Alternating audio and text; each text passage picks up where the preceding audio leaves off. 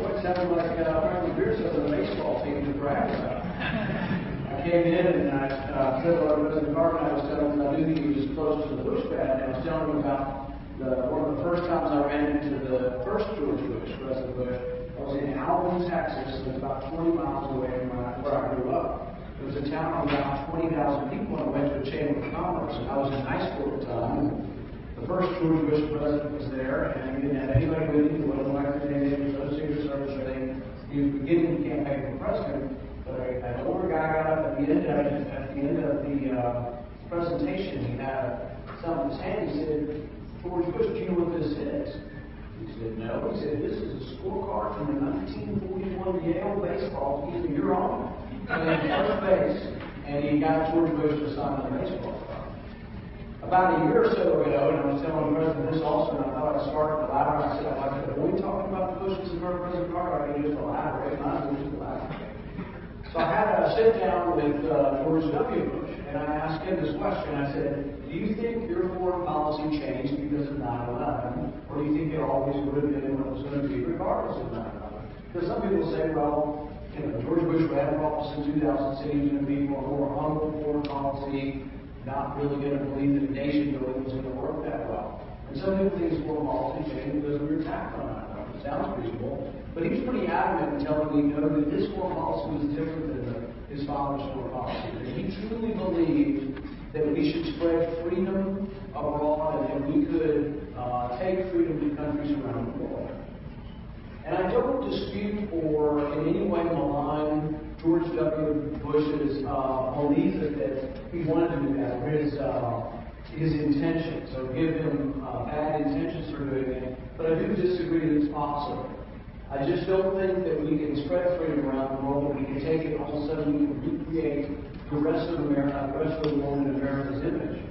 Now, what do I mean by that? We went to Iraq, and there was a terrible guy there, Saddam Hussein, and we said, well, we're going to get rid of him, and we're going to liberate the Iraqi people, and then we're going to have democracy over there, and somehow by spreading freedom, it's going to be a better world for the Middle East. I think the president was well-intentioned. I think he still believes that. I think many people in the Republican Party still believe this, but I just don't think it works. Why does it work in the Middle East? We can ask, and I think we can make conjecture why it doesn't work. But I think in order to understand maybe why it doesn't work in the Middle East, we need to understand why did it work here. Why did we have an American Revolution and all of a sudden we got freedom here? Did it just come out of nothing? Did we replace tyranny with freedom? I think that's too simplistic. I think actually that our freedom was predicated on a long struggle. I mean, a long, long struggle. A big part of the turning point in the struggle was actually 1215. At the plains of Runnymede, the barons gathered and say to the king, we're going to take some of your power back. And so when the Magna Carta is written, really that's sort of, I think, the beginning of the modern age. But think about that. That's over 800 years ago. So you had this long tradition in English history of the Parliament, the barons, everybody all trying to restrict the power of the king. And then you get to our country, we threw out the king. But you know what? We didn't really throw out our representative bodies. The House of Burgesses had been meeting since like 1640. So we had over 150 years of global representative democracy. We have English common law, and we have religious traditions. And our religious traditions, the people that happened to come to our country, were typically people that were trying to get away from religious tyranny or state-sponsored religion that didn't allow you to practice your religion. So we happen to be a collection of a lot of people that were somewhat free thinking in the sense that they thought we could choose our own religion and work out a state religion. So when we break with the king, it isn't this abrupt break where we're trying something completely brand new. I see it as a continuum. So then we look at the Middle East and we say, well, why can't the Middle East have Jeffersonian democracy and Magna Carta and all of this? Well, they don't quite have the same tradition. Their tradition really has been of despotism and despotism alone. They haven't had sort of control. They've had one strong man after another. And the thing is that some of it is kind of related to the countries and the way the countries are drawn over there. Look at Iraq. Who drew up Iraq? The Western powers drew up Iraq and Syria and all these countries out there in World War I. But when we drew them, maybe we didn't draw them exactly the best way to draw a country. We gathered people together sometimes that were in different tribes and who didn't like each other. So Iraq really has Shiites, it's got Kurds, and it's got Sunnis.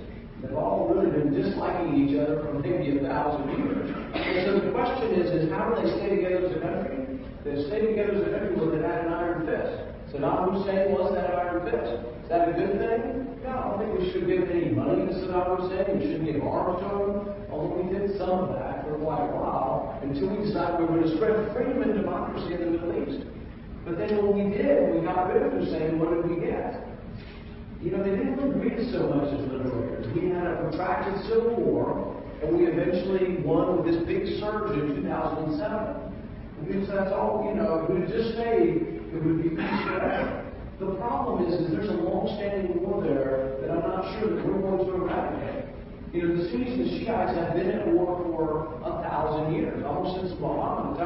Within 40 years after Muhammad, they were fighting with each other, and they're still fighting.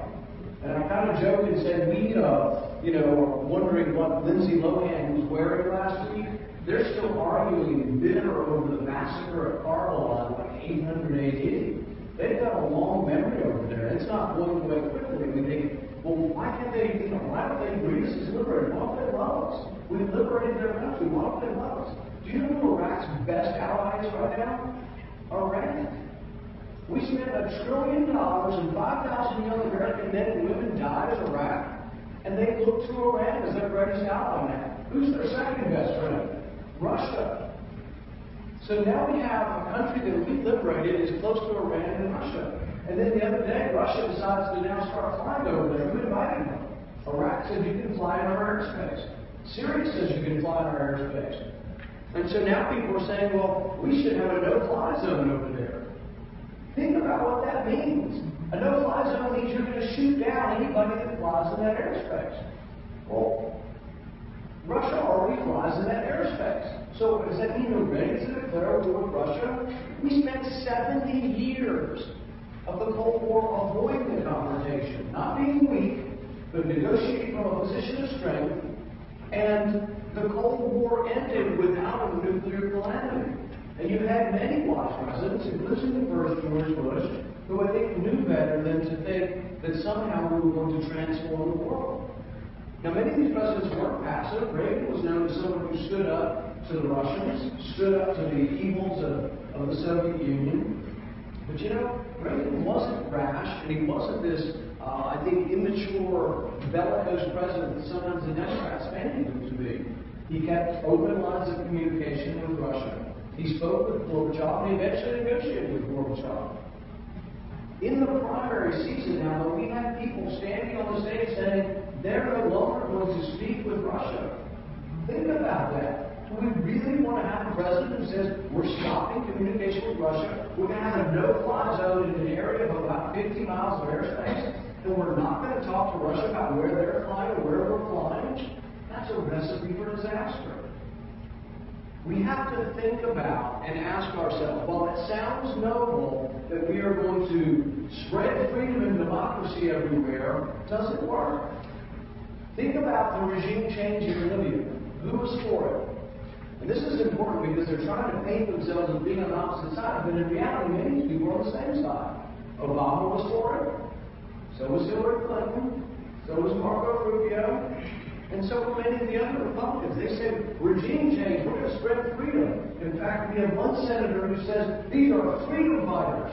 Hillary Clinton said, we don't need guns in Libya. We don't need to have our ambassador have people walking around him with weapons because these are freedom fighters. And the Libyan freedom fighters will be insulted to see our people carry weapons. So let's not have too many guns around the ambassador of Benghazi. Didn't work out so well.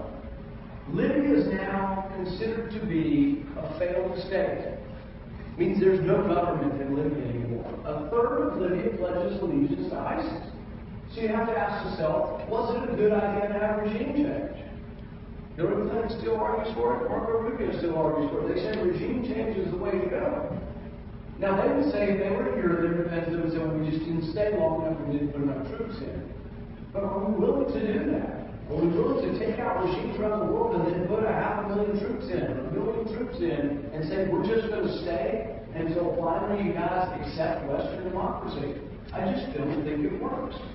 The same goes in Syria. In 2013, they came to my committee the Foreign Relations Committee, and they said, we want arms for the moderate Syrians. And one CIA analyst wrote about this, and he said, you know what, the only thing moderate about these Islamic rebels in Syria is their ability to fight.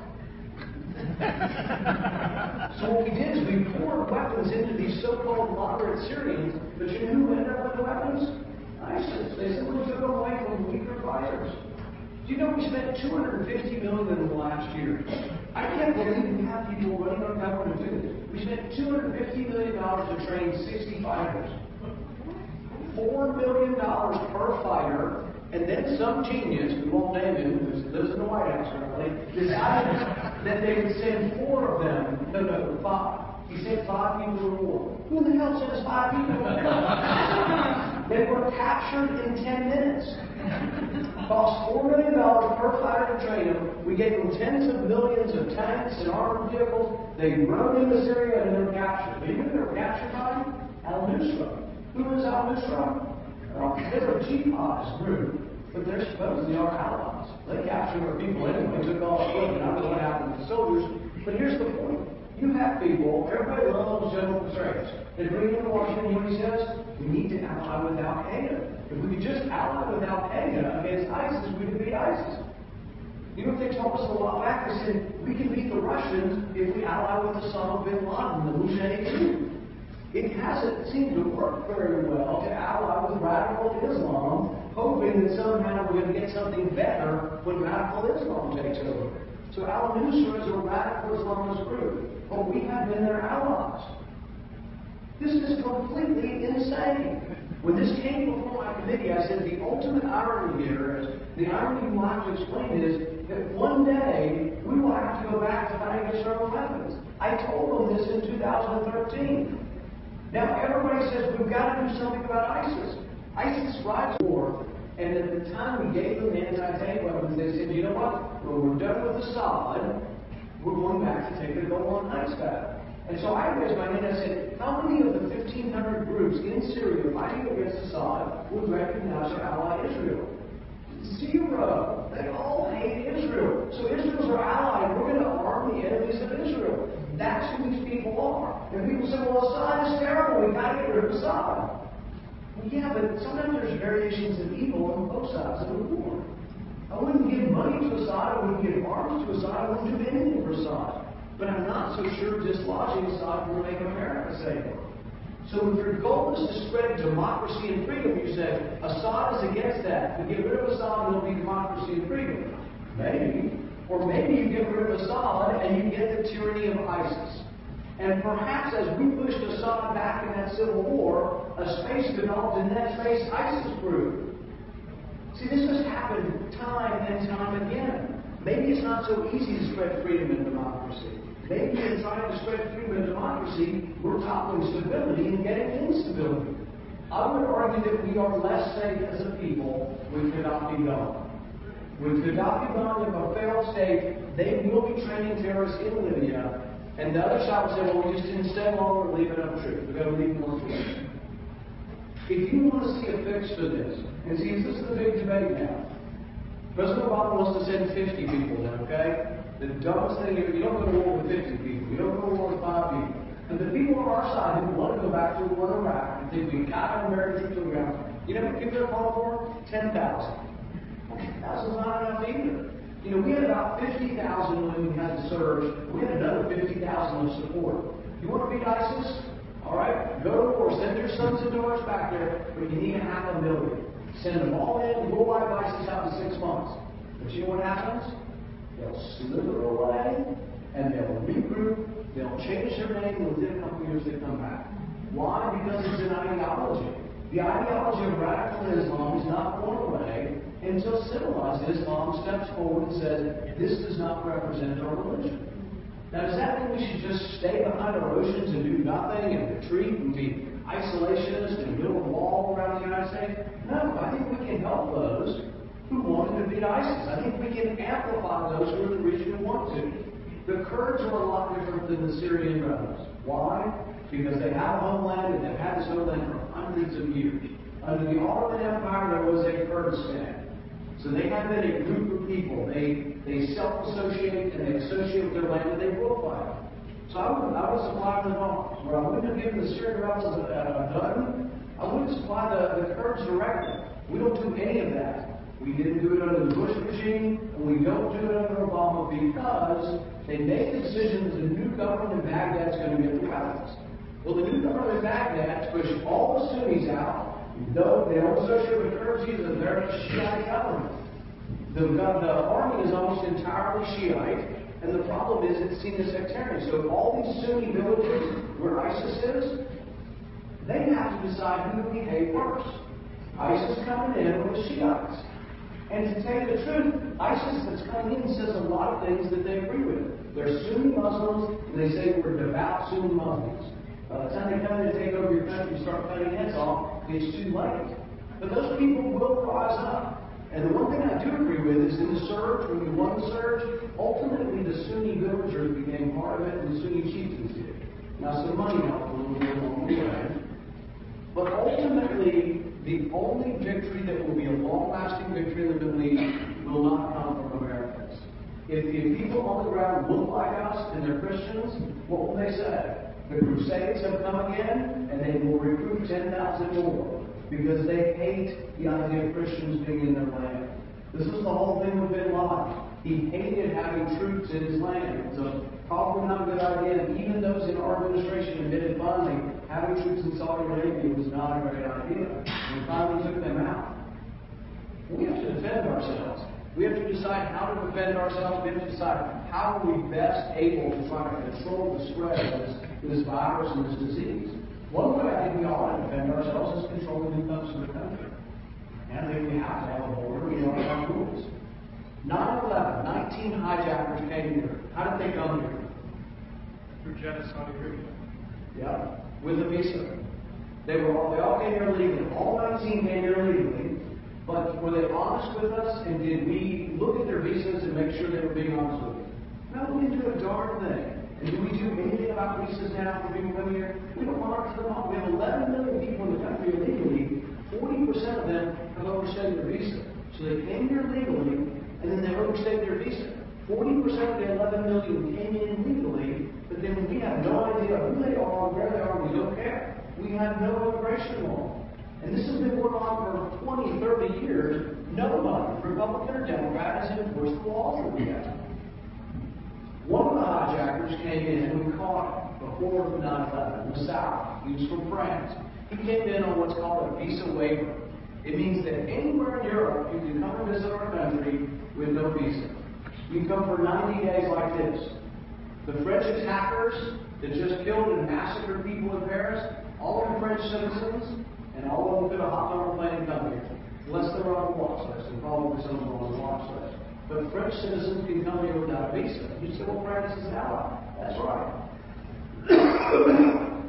But even though they're an ally, it doesn't mean we can just have an open border with France. France has an enormous problem now with radical Islam. Germany's got one, and they're importing even a bigger problem now. England's got the same problem. Do I want to cut off trade and say, no, we shouldn't have travel? No, let's have lots of travel. But can't we just say you're coming to visit my country? It's like the frequent flyer program. If you want less scrutiny and less hassle at our airports, you get a frequent flyer program. And it's a lot better.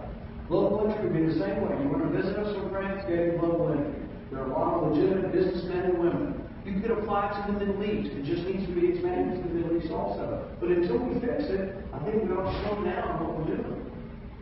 The other debate in our country is, people say we cannot be safe from terrorists unless we collect all of your phone data and all of your credit card data. So for about a decade, we have collected all of your phone records. We have collected, and we still do collect, 95% of your credit card records. That would be part of this debate. But think about what we can tell about you. If I have your credit card record, what can I tell about you? I can tell whether you drink, I can tell whether you smoke, I can tell what you eat, I can tell who your doctors are, I can tell what your medicines are. Even through the phone data, just how long your phone calls are, 85% of the time they can tell your religion from your phone book. Nearly 100% of the time, they can tell your doctors are. Almost every doctor's phone number is in the white pages or the yellow pages, and all we have to do is look out and we have a record of the phone number and the duration. They can tell what procedures you're contemplating. They can tell a lot about your personal life from your phone data. In fact, one former head of the NSA said that we kill people based on metadata. That's a little bit worrisome.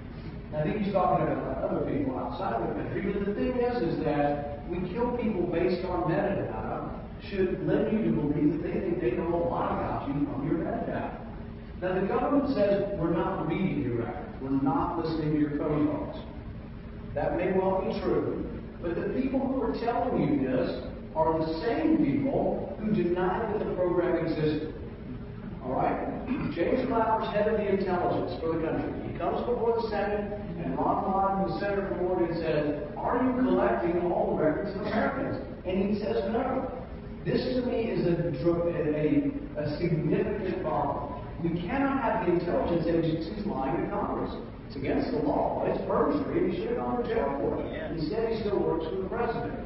But we have so much power we've given to the intelligence agencies. They say they're not listening to our phone conversations, but how are we to believe them when they lied to us about the program existing in the beginning? So I think we have to be concerned about this. Now, let's say they're not listening or reading any of your mail or doing any of that, looking at your email. Let's say they're not. Is the act of just collecting your records an invasion of your privacy? Yes. Here's the analogy I think of. The British soldiers, our objection, the reason we wrote the Fourth Amendment is the king was giving British soldiers the power to write a warrant and to go into anyone's house. It was called a general warrant or a writ of assistance, and we greatly objected to it. Would we have been okay if the British soldiers came in and said, "We're here to get your papers, but we're not going to read them"? That's what's happening now. They're collecting all your records, and your records are no longer in your house. In fact, I can almost care less if the government comes in my house looking for my papers. I have no papers. But my phone has my world on it. It has everything that I talk about, all of my communication, all of my financial transactions, everything about a person is on their phone now. And so the real question, the court hasn't decided this yet, do your transmissions, do your records, do you have any expectation of privacy? Now, the other side will say, once you give them to the bank, you've given up your expectation of privacy. I disagree with that because when I give my money to the bank and they have my records, I have a privacy agreement with them that says they can't tell my neighbor. They've got an agreement to keep my records private. I think I still have ownership or partial ownership of my records because I've signed an agreement. The same with my internet provider. When you sign all those little agreements, those agreements say that they're not going to share your information. People say, well, we've got to be safe, so we've got to collect them all. So then the next question is, practically, does it work? We've been collecting these records for a decade. At first, the intelligence agency said 52 people had been caught or stopped from terrorism. Well, we questioned them on this, and 2 bipartisan commissions looked at every case. You know how many cases they found were stopped by this? 0. Not one terrorist has been caught by the bulk collection of records. The other thing we need to think about is, there's a guy who won a Nobel Prize by the name of Herbert Simon. He talked about consumer choice, whether individuals make good choices. And what they discovered is the more information you get, so much you're overwhelmed by it. There's a point at which you get too much information and your decision making isn't as good. Malcolm Gladwell put it this way. He said, knowledge does not equate with understanding. You can get so much information that you're overwhelmed by it. And so when people look at me, and this is the debate we have in our primary, people say, oh, well, I don't want to, Rand Paul's not going to defend the country because he won't let the government have all the records. I think we're less safe getting all the records because I think they get overwhelmed with the records. And I'm not against getting the records of terrorists. I'll give you an example. The Boston bombers, the Sonar Accords. The Russians said that one of them, at least one of them, they were suspicious that he'd been radicalized. Then he flew back to checking. We didn't even know he flew back to checking because we're not paying enough attention. We don't have enough people monitoring the people for whom we have suspicion, so no one knew we went back. Let's say we have those 2 items and you've got one other item saying on a public posting, he's communicated something radical. You come to me and I'm an advocate for privacy, and let's have a judge and you ask me, can we look at that with his records? I'm a hell yes. You look at his records and if he called 10 people, you give me their names, and you say there's something suspicious, some probable cause to make us think, you don't have to prove it. You have to have evidence, and it has to be individualized. I'm fine with that. So I want to look at more records, and I just want to look at everybody's records in Boston. So if I'm a judge and you come and say, you want to look at scenario records, I'm fine. If you say you want to go 100 hops into the data, find out who's communicated with, I'm fine. But if you say, well, look at everybody's records in Boston, I'm no. Because then we're ultimately giving up something that was our founding fathers fought the revolution over. I mean, John Adams said that the spark that led to the revolution was really, James Otis' fighting against generalized warrants. So these are the things we think about when we think about what we want in our next leader. Do you think that the idea that we can spread freedom and democracy around the world is a good idea? Are you willing to send 500,000, 1 million, whatever it takes? Are you willing to garrison your sons and daughters around the world and pacify the world? Or do you think that national defense should mean defending our country? And I'm not saying it's just here at home, but I mean defending the country where we have to, where there's a national interest, where there's a vital U.S. interest. And this gets glossed over all the time. People say, well, yeah, there's a vital interest. A vital national security interest is a conclusion. The way you get to the conclusion is you have a debate. What did our founding fathers say? They gave that power to Congress, not to the president. In fact, one of the things I liked about President Obama when he ran in 2007 is he said, no president should unilaterally go to war without the authority of Congress unless we're under imminent attack. That's what the Constitution says. That's what our founding fathers intended. They gave the power to declare war to Congress. They didn't give it to the president. The president was specifically precluded from that. In fact, Madison said that history demonstrates what the Constitution supposes, that the executive branch is most prone to go to war. Therefore, the power to declare war was vested in the legislature. And so as we look at that, the president, a couple years ago, after he had said that, came to one of our small lunches.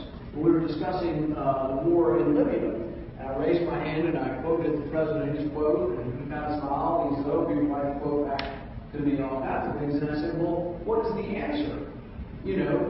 What is your justification for going to war in Libya without congressional authority? He says, well, they were under imminent attack. And I said, who? He said, oh, the people who live in Benghazi. Gaddafi was sending tanks to Benghazi. And I was like, you mean to tell me that your rule for imminent attack is if someone is under imminent attack? We have always understood it as if the United States were under imminent attack. And probably most of us agree with that. That the president in a split second to defend us should have that power. But even when we have been attacked, almost every good president has come immediately and asked the people for permission through their Congress. When we were attacked by Japan on December 7th, when did FDR come to Congress? December 8th. I saw a thing the other day. They had a speech written out. He said it started out, this day will live in world history. It had marked out world history. It had written infamy. A day that will live in infamy. But he asked for permission the day after the attack. When we were attacked on 9/11, it wasn't quite as immediate, but still George Bush came to Congress and we voted on it. It was nearly unanimous. As incompetent and feckless and gridlocked as Congress is, when we're attacked, I think we do come together as a people. But I think we're actually stronger when we vote on it in Congress instead of giving that power to the presidency.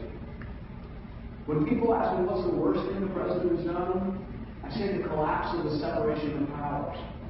Congress is supposed to be co-equal to the president. But you know where it is now? The presidency is 1,000 times more powerful than Congress.